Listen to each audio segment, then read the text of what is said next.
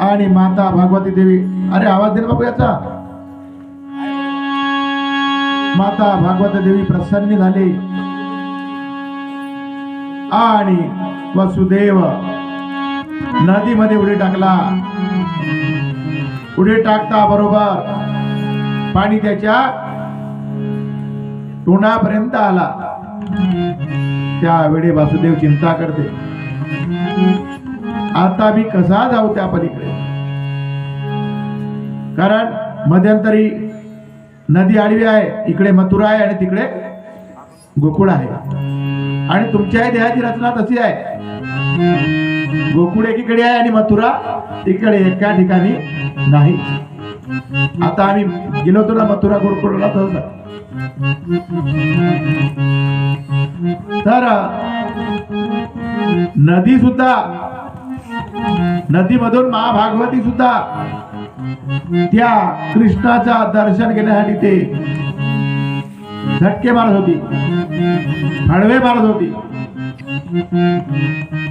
झटके मारत असताना ज्या वेळे कृष्णाचा पाय त्या पाण्याला लागला, तेव्हा मात्र ती नदी त्या कृष्णाला जाण्याचा रस्ता दिली. वासुदेवा काय समजाल करता, कोणता अंगुष्ट आहे तो? वामन अंगुष्ट, वामन ह्याव का? तेव्हा यमुना झाली तुम्हाला. ती यमुना कोणती आहे? त्या यमुनाला पूर केव्हा येते?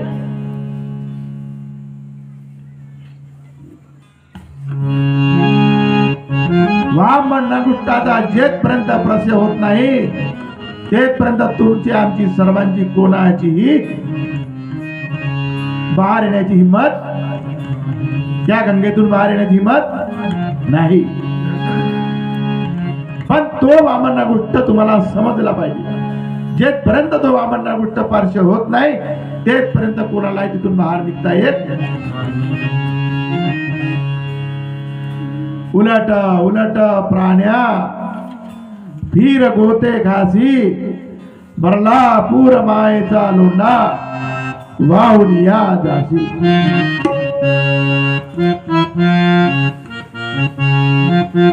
तर वामन अंगुष्ट आपण सुरुवातीपासून शेवटपर्यंत तुम्हाला सांगतो. अंगठ्याचा शोध जरूर घ्या. अंगठ्यामध्ये रावण मेला, अंगठ्यामध्ये कृष्ण मेला, अंगठ्यामध्ये एकलव्य अंगठा देऊन टाकला पूर्ण, आणि आम्ही तुम्ही सुद्धा अंगठ्यामध्येच जाणार आहोत. पण तो अंगठा आपल्याला समजला पाहिजे. याचा नाव फक्त केवळ अंगठा आहे. याला वामन म्हणते का? वामन म्हणते का? पण तो वामन अंगुष्ट कुठं आहे? हा केवळ प्रमाण आहे, प्रमाण. दिसे रूपा अंगुष्ट प्रमाण, अनुभवे गुणा जाना. चुकून एखादा मनुष्य किंवा मुलगा पायाकडून आला तर त्याला कोणी हिंद्या म्हणतात, त्याला कोणी पायारू म्हणतात.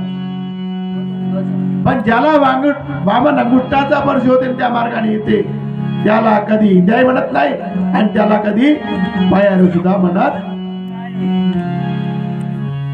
सुंदर असा इतिहास आहे, पण ते इतिहास जाणण्यासाठी आपल्याकडे वेळ कुठे आहे? आपण कुठलं कुठं आहो आपल्या संसारात. संसार सेवीची सार, मरणा उद्धार, दीडभर नाही त्याचा आधार. अशा या संसाराच्या पायी राम आठवत नाही, म्हणून जीवा राम मन. राम राम कहो, राम कहो, राम कहो रे भाई, मनुष्य की चाम कहू काम नाही आहे. अहो माणसाचा चमडा तरी कामी येते का? हटी तरी कामी येते का? संडास तरी कामी येते का? त्या गड्यामध्ये भरून देतो, येते का? फक्त आता तुमचे केस कामी येत आहेत का? ते केसवाले येते, तुम्हाला एवढीशी वाटी देते आणि तुमचे डोक्याचे केस घेऊन जा. तुमच्या गावाकडे येत का नाही केसाला भांडे नाही का जी? फक्त तुमचे केसा कामाला येत. तर काही काय बाया का विचारताना रोज एवढे मोठे केस काढून टाकले. एवढे आपण लोभी झालेले आहोत, लोभी. म्हणून शिका. जेव्हा वामन गुट्ट्याचा स्पर्श होता बरोबर माय यमुना दर्शन दिली आणि यमुना नदीच्या प्रवाहातून तिकडे नदीतून पार झालेला आहे. रात्र अंधारी आहे, विजा चमकत आहेत, धो धो पाऊस येत आहे, कृष्णाच्या नाकातोंडात पाणी जात आहे. पण वेळच तशी असते. तुम्ही सांगा ज्याला जो त्याला देव म्हणतो त्याला असं काही करून घ्यायची गरज आहे का? तो तर सगळं काही करू शकते. पण नाही, देव असो की दानव असो त्याला सुद्धा भोग चुकलेला आहे. राजा विक्रम होता, विक्रम त्याला सुद्धा सनी लागली. राजा हरिश्चंद्र होता, हरिश्चंद्र त्याला सुद्धा आपलं राज्य दान करावं लागलं. आम्हाला वाटते आमचा धन आहे, आमचा धन कोणी नेऊ शकत नाही. हे सर्व चूक आहे. आणि तुम्ही का देऊ शकता? राणी तारामती हिऱ्यासारखी चमकत होती, या आमच्या सरिताताई सारखी. तारामती चमकणारी होती. पुरा राज्य हरिश्चंद्राने दान दिला, तरी पण तारामती एक शब्द बोलली, भगवंता म्हणे जे माझ्या नशिबात असेल ते होईल, पण मी बोलणार जशी भगवंताची मर्जी असेल तसा करेन, पण नाही. आम्ही ह्या माणसाला समजाई नाही का कोणालाही काही देऊन टाकतो. माझी घरवाली म्हणते ना कधी तुम्हाला पैसे भेटले ना तर तुम्ही भागवताला देऊन टाकता, मला एकही नाही द्या नाही का. मी म्हणलं अरे तुला देऊन फायदा का?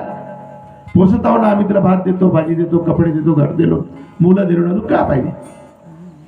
नाही नाही म्हणते आता तुम्ही पैसे भागवताला देऊन टाकता म्हणते, आम्हाला नाही देत. इतके आपण लोभी झालेले आहोत.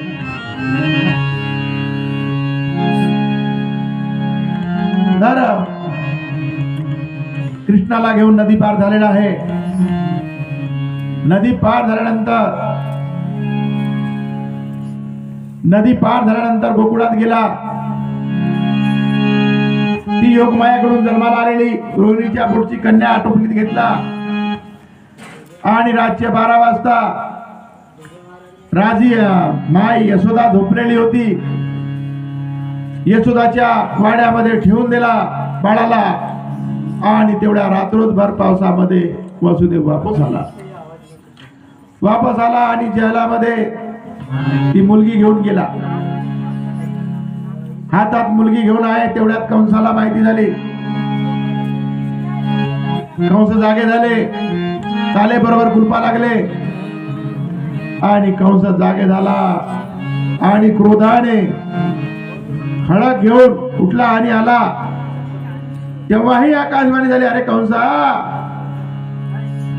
तुझा काळ देवकीचा 8वा बाळ गोकुळामध्ये वाढत आहे म्हणजे वाढत. तेव्हाही आकाशवाणी ऐकला कंस आणि धावत धावत धावत धावत आला. एवढा मोठा खडक हातामध्ये घेतला आणि सरळ कारागृहाकडे गेला आणि ती देवकीला झालेली कन्या, याला वाटला मुलगा असेल, देख म्हणला, हातात घेतला आणि एक पाय त्या मुलीचा धरला आणि गर गर गर गर करून फेकत असतानाच ती कन्या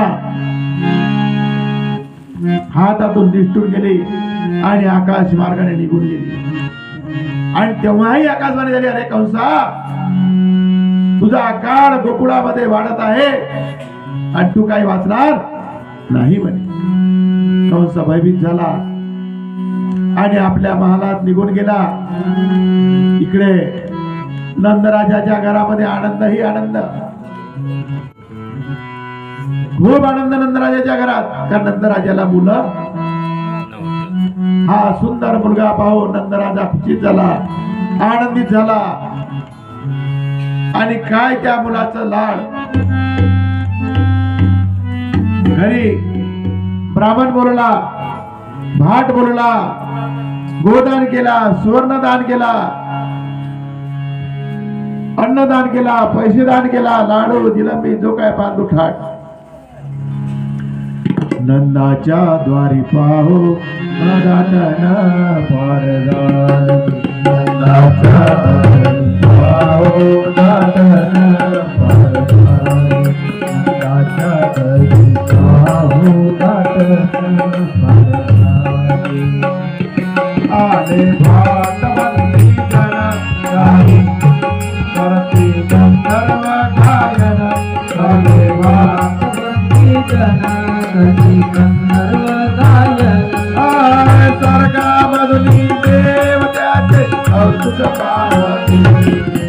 नंदाच्या द्वारी पाहो दाटन पारदान. नंदाच्या द्वारी पाहो दाटन पारदान. नंदाच्या द्वारी पाहो दाटन पारदान. पिंडा सुधान्या वाकुळ्या, पिंडा सुधान्या वाकुळ्या. येतीय शोधेच्या घरा, येतीय शोधेच्या घरा. करती दया दुधाचा हा रबरा. नंदाच्या द्वारी पाहो दाटन पारदान. नंदाच्या द्वारी पाहो दाटन पारदान. नंदाच्या द्वारी पाहो दाटन पारदान. गावचे राजे बोलला, बाळाचं नाव ठेवण्याकरता, बारसा करण्याकरता. आता या कोण आहे? 5 जणी सवासिनी. 5 जणी सवासिनी या आणि बाळाचा पारणं धरा. आता उत्सव आहे बारशाचा. कपडे नाही आणले असाल नको,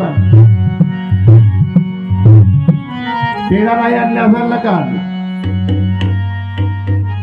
नंदराजाच्या दरबारामध्ये सुंदर असा बारशाचा उत्सव चालू आहे. 5 जणी या तर 7 जणी या.